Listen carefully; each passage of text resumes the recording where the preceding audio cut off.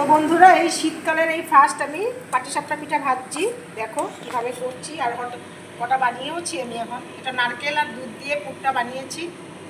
আমার কিন্তু নারকেল দিয়েই বেশি ভালো লাগে।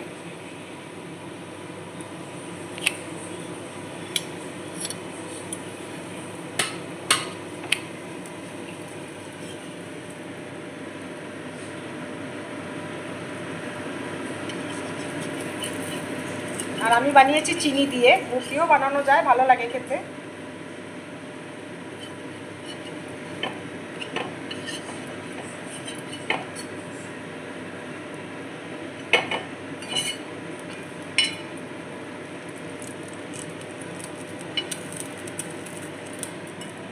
তো কেমন হয়েছে একটু বলো কমেন্টে। খেতে তো দারুণ হয়েছে, খেয়েছিলাম আমি, খেয়ে দেখেছিলাম, ভালো হয়েছে খেতে। আরও বানাবো, এগুলো রয়েছে এগুলো।